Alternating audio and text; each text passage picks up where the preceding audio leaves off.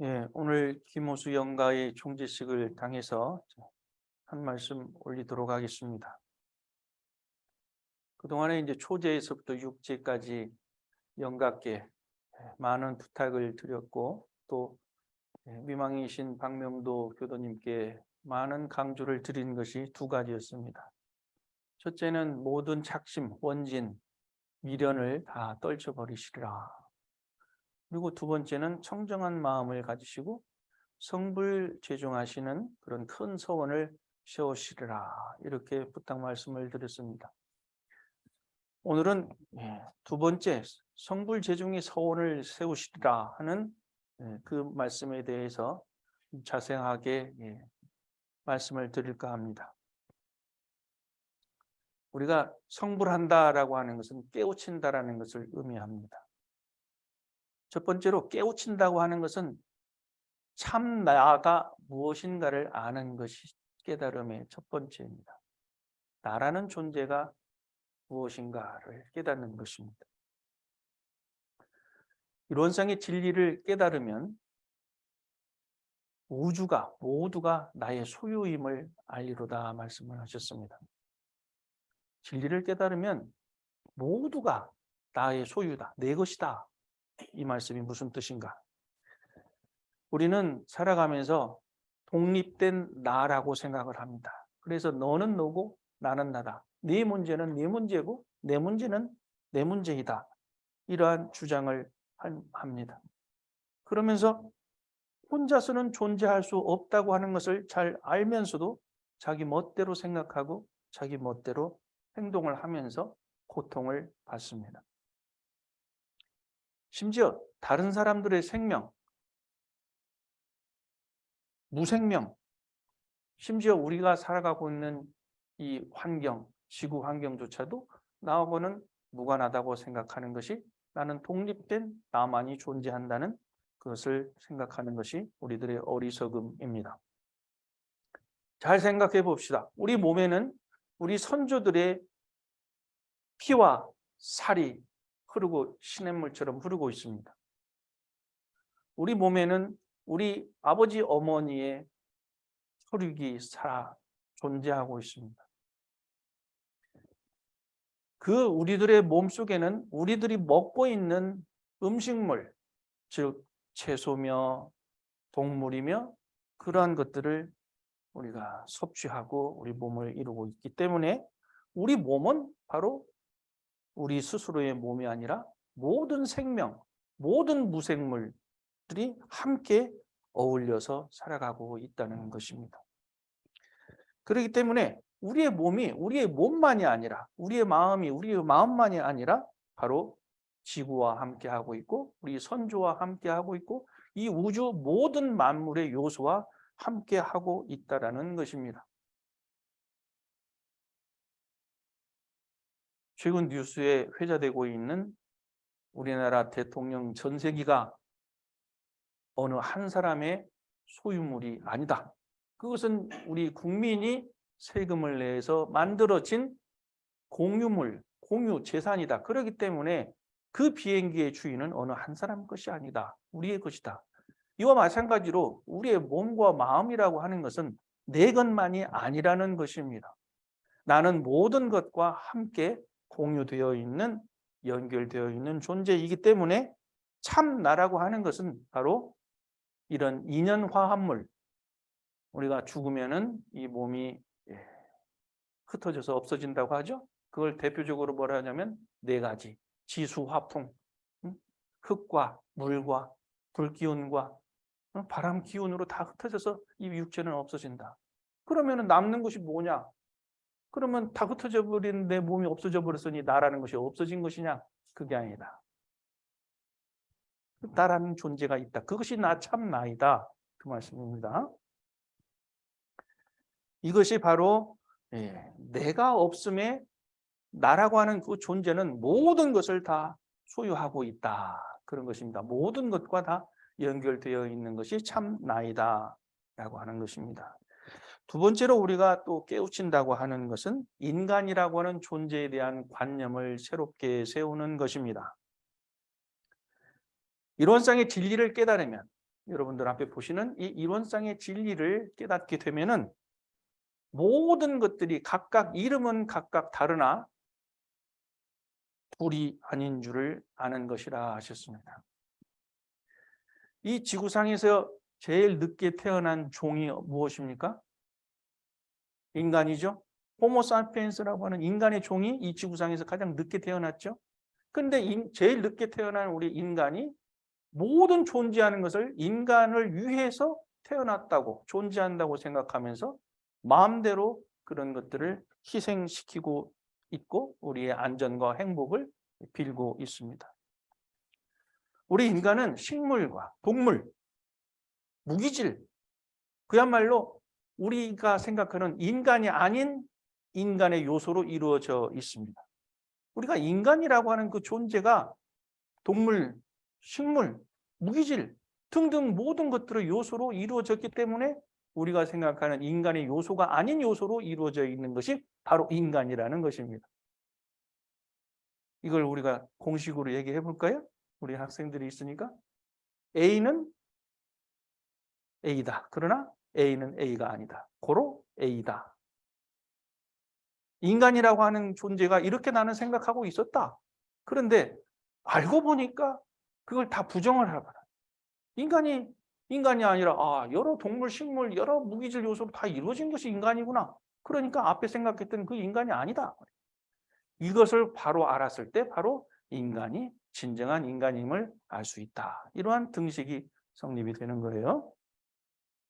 그래서 우리 인간이 그 요소가 모든 이름이 각각 다른 것들을 다 합해서 이루어진 것이 인간이기 때문에 바로 우리 인간이라고 하는 존재는 바로 이름은 다 다르나 그 근본은 하나로 이루어져 있다. 그런 말씀입니다.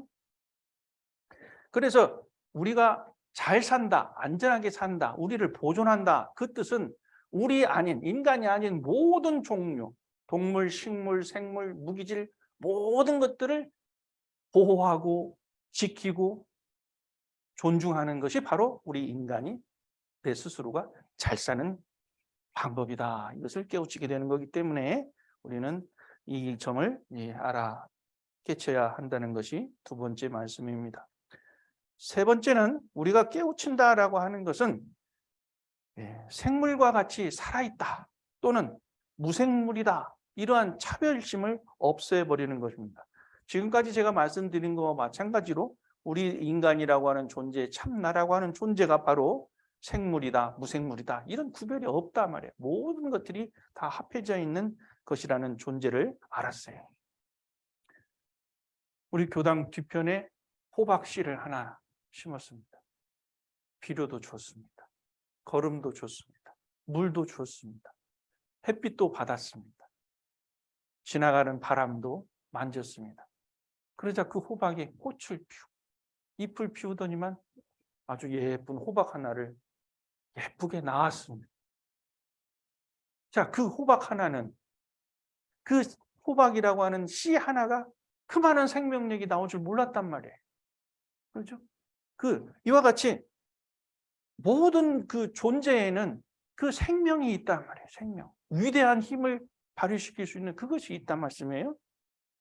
그래서 우리가 이게 생물이다, 무생물이다, 또는 무기질이다, 유기질이다 하는 그것이 그 자체에는 모든 그 위력들이 가지고 있단 말이에요. 그 위력들이 합해져 있을 때에 그야말로 위대한 그 탄생이 이루어진다. 그 말씀이에요. 그렇기 때문에 우리들이 어떤 분은 깨달은 성자이시다. 어떤 사람은 보통 살아가는 인간이다. 어떤 사람은 아주 어리석게 살아가는 중생이다. 이렇게 구별을 하고 있는데 그렇지 않단 말씀이에요.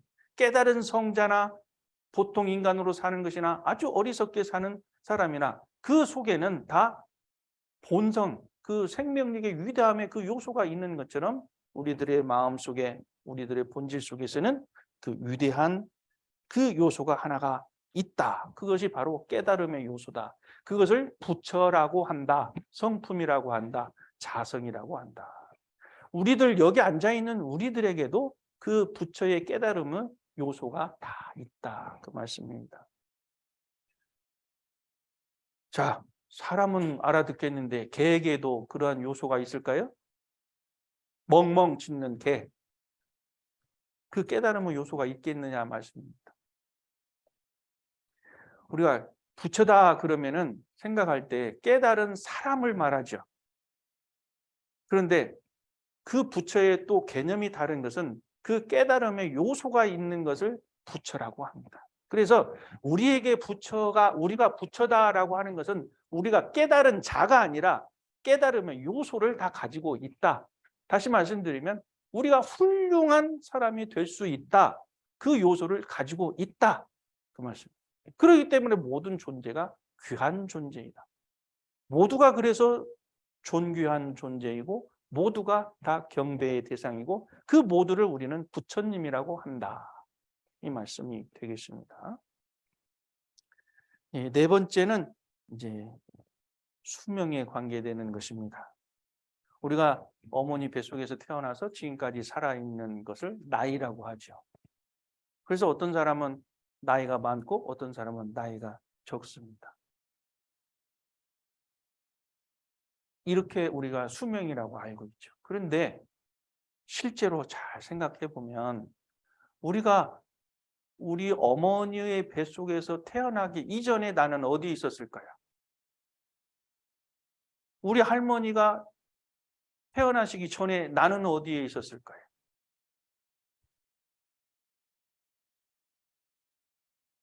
앞에서 제가 설명드린 거와 마찬가지로 그 요소 하나가 계속 변하지 않고 있었기 때문에 현재의 나가 있죠. 그래서 우리의 나이는 지금 몇 살이냐? 그러면은 나는 몇 년생이니까 몇 살이다 그런 게 아니라 나의 수명은 벌써 지구의 나이와 똑같다. 이렇게 봐야 됩니다. 생물학적인 그 요소, 그것이 존재하고 있는 그 존재가 바로 나이기 때문에 그 나의 수명은 영원한 것이다. 그 말씀이에요. 영원한 것이다. 그렇기 때문에 누구는 나이가 많고 누구는 나이는 적다. 그 문제가 아니라 이것은 이번에 몸을 받았을 때 내 나이일 뿐이지 내 나이는 영원히 변화하고 새롭게 시작할 뿐이다. 그 말씀이에요. 그렇기 때문에 우리는 어제의 나가 오늘 아침에 다시 태어난 것이고 현재의 나는 조금 전에 내가 호흡을 한 번 하기 전에 다시 호흡을 하면서 나의 생명이 다시 연장되고 있는 것이기 때문에 우리는 매일매일 그 순간순간에 새로 태어나는 생명체라고 하는 것입니다. 그렇기 때문에 우리들의 생명은 영원하다고 하는 얘기가 되겠습니다. 그래서 우리의 수명은 생로병사가 변화하고 추나추동 봄, 여름, 가을, 겨울이 변화하는 그것처럼 계속 변화하는 것이지 언제 나와서 언제 끝나버리는 그런 나이, 수명으로 생각하는 것이 아니다. 바로 이런 것을 아는 것이 바로 깨달음이다. 말씀입니다.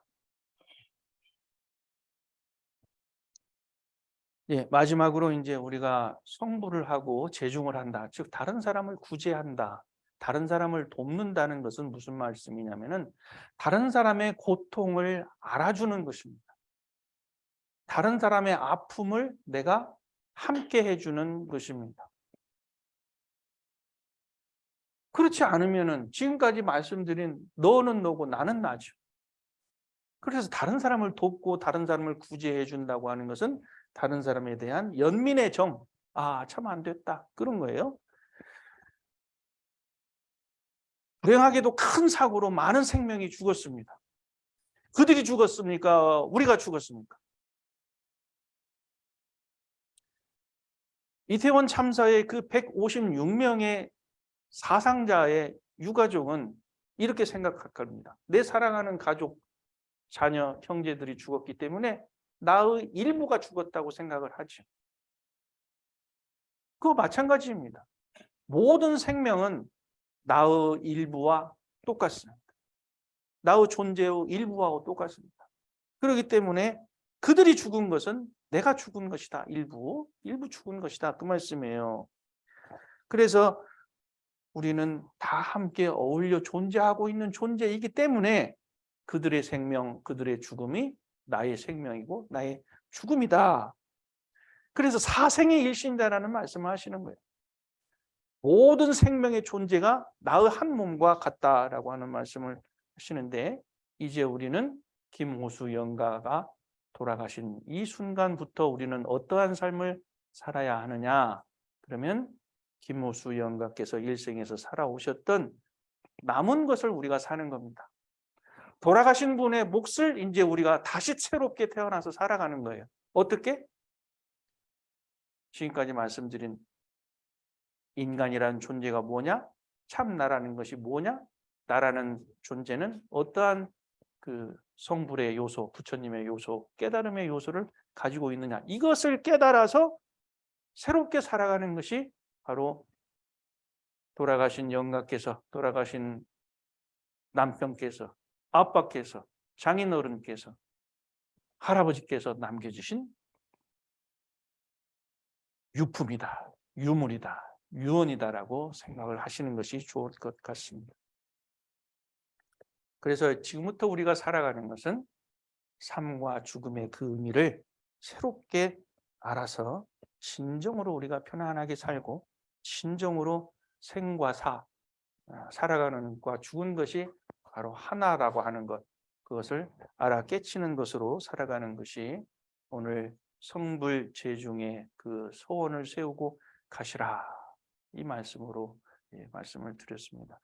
영가께서도 그동안에 생각지 못하셨던 생사의 문제, 우리 인간의 본연의 문제에 대해서 설명을 들으시고 큰 소원, 성불제중의 소원을 세우시고 큰 삶을 다시 살아가시기를 염원하면서 제 말씀 마치겠습니다.